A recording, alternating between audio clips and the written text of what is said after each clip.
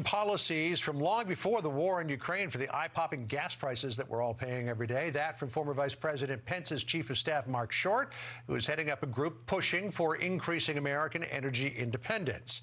And it addressed that in a brand new ad. Watch here. Instead of replacing Putin's oil with American energy, liberals have now made us dependent on longtime enemies, Venezuela and Iran.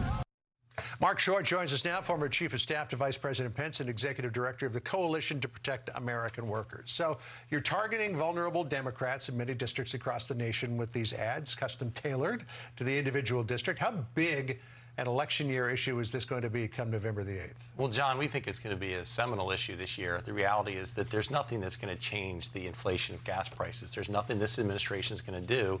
And you look at where their party is right now, as the Democrats are beholden to the radical environmental left.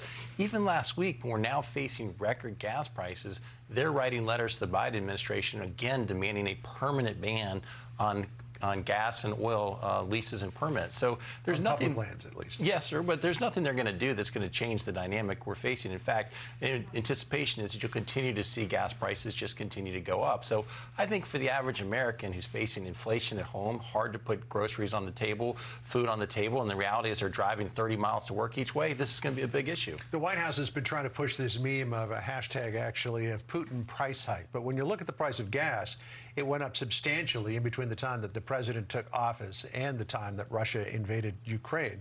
And there's the gas prices. Take a look at those as they've just marched steadily northward. The White House insists, though, that things like canceling the Keystone XL pipeline had nothing to do with gas prices. Watch this exchange between Peter Doocy and Jen Psaki.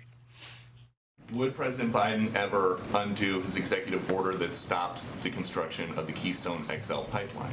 Are you suggesting that would solve the gas prices issue? Well, do you think that that would maybe affect prices faster than getting the whole country off of fossil fuels? I actually don't think it would. The Keystone was not an oil field.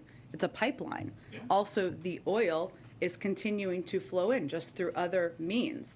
Okay, so Keystone is a pipeline. It's not an oil field. The gas is flowing in on trains. It's also flowing in on trucks, which trucks use a lot more gasoline themselves and create a lot more pollution than a pipeline does. Yeah. But what do you think of this entire argument that killing Keystone had nothing to do with gas prices? It's incredibly disingenuous. The reality is it's not just Keystone. They've not been approving other pipelines across the country. They also have not been approving permits to export LNG globally, which is a particularly big issue when you cancel Nord Stream 2.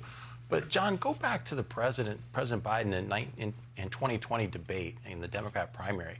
When asked directly, would you be willing to hurt blue-collar jobs and kill blue-collar jobs in order to advance your climate agenda, he said yes. That's exactly what we're seeing happen. It's not just the Keystone pipeline, it's other pipelines. There's also something else insidious going on. Is because of pressure from Democrats, what you've seen now is people saying we're not going to, banks are not going to invest in carbon fuels. So there's less investment. You have pension funds in states like California pulling out of oil and gas companies. So there's less investment actually because of the political pressure that they're under. It has been said that energy security is national security.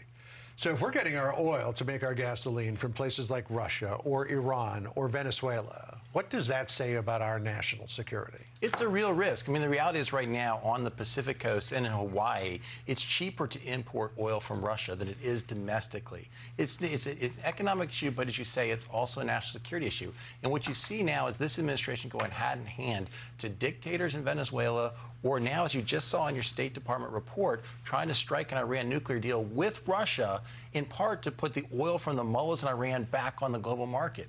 They're looking to get oil anywhere they can except for domestic production, which would actually produce more supply here and lower prices.